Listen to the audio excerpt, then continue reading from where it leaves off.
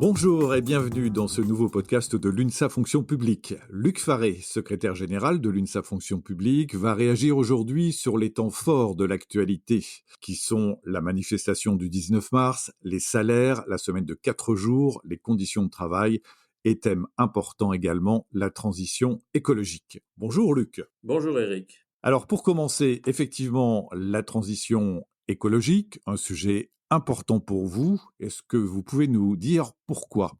C'est un sujet majeur. L'ancienne première ministre, Elisabeth Borne, a lancé un plan de transformation écologique de l'État au mois de décembre dernier. 3 mois après, fin mars, le gouvernement va organiser une présentation de ce plan, une présentation qui sera très médiatisée. Pour l'UNSA Fonction Publique, réussir la transformation écologique est une nécessité. Cependant, pour réussir, tous les agents publics doivent être mobilisés, formés et associés. Et notre constat est simple. Une nouvelle fois, les décisions et le contenu de ce plan sont conçus par quelques experts sans dialogue social, sans réellement discuter avec les agents et leurs représentants. Alors que l'État doit jouer un rôle majeur, un rôle moteur, avec l'UNSA Fonction Publique, je considère que rien ne sera possible sans la mobilisation de tous les agents publics.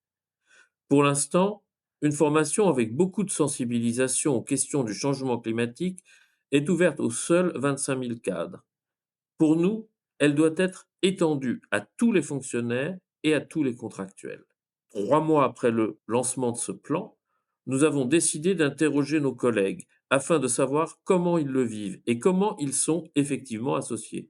Nous avons donc préparé une enquête à laquelle chacun peut répondre directement sur le site de l'UNSA Fonction Publique.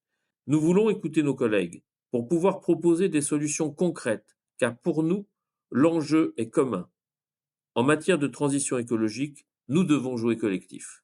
Nous nous appuierons sur les résultats de cette enquête pour retourner vers nos employeurs publics, qu'ils soient le gouvernement, les élus locaux et les directeurs d'hôpitaux. Autre sujet d'actualité, Luc, cette semaine, le gouvernement a ouvert le chantier des conditions de travail et la semaine de 4 jours. Pouvez-vous nous donner des précisions sur votre position ?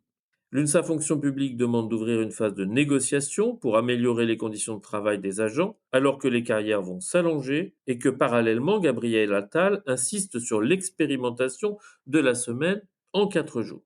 Vous faites une différence entre la semaine en 4 jours et la semaine de 4 jours. C'est la même chose ? Non, la semaine de 4 jours, c'est la semaine de 32 heures que nous pouvons revendiquer, mais le Premier ministre parle de conserver les 1607 heures de travail annuelles. C'est donc bien une semaine en 4 jours qu'il vient d'élargir à la semaine de 4 jours et demi. En 4 jours, c'est au minimum 8h45 de travail hors pause repas. Son organisation interroge: quid des RTT, quid des congés, quid des astreintes, des heures supplémentaires, des CET, de la santé mentale comme physique, de la garde des enfants, des transports, et il faut absolument maintenir la qualité de service offert aux usagers. Pour l'UNSA, c'est typiquement un sujet qui nécessite du dialogue social, qui nécessite la consultation des instances représentatives des personnels. Tous les agents doivent être complètement informés afin de pouvoir choisir ou non cette forme de travail. Mais encore une fois, le gouvernement va lancer une opération expérimentale sans véritable consultation des organisations syndicales, en sortant une note de cadrage adressée directement au ministère. Alors je le dis clairement ici, nous le dénonçons. Pourtant, l'organisation du temps de travail pourrait être au cœur d'une réflexion sur les conditions de travail, sur le service public et sur la transformation écologique. Et sur les autres aspects de ce chantier, conditions de travail. À l'UNSA, nous parlons souvent de qualité de vie et des conditions de travail. Nous souhaitons travailler dans la perspective d'obtenir de nouveaux droits pour les agents publics et surtout de les rendre effectifs. C'est important de pouvoir remplir sa mission avec des conditions de travail qui permettent sérénité et bien-être. L'organisation du temps de travail, la santé au travail, la sécurité, les conditions matérielles, le nombre de personnel sont au centre de nos préoccupations.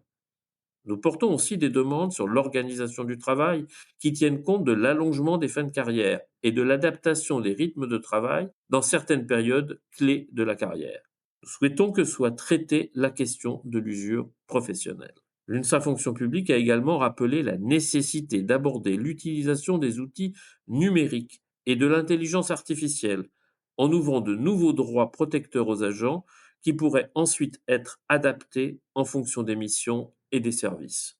De nombreux autres thèmes pourraient être traités si cette négociation s'ouvrait réellement. Pour nous, ce chantier est complémentaire à celui des rémunérations et nous y attachons beaucoup d'importance. Justement, Luc, à ce propos, quelle analyse faites-vous suite à la mobilisation du 19 mars? Les milliers d'agents publics des trois versants mobilisés ont montré au gouvernement que 2024 ne pouvait pas rester comme une année blanche en matière d'augmentation de salaire pour tous. Nous continuons d'appeler le gouvernement à trouver les moyens financiers pour mettre en place une réelle politique salariale qui tienne compte à la fois de l'évolution de l'inflation et du principe de carrière, et ce malgré les difficultés budgétaires actuelles.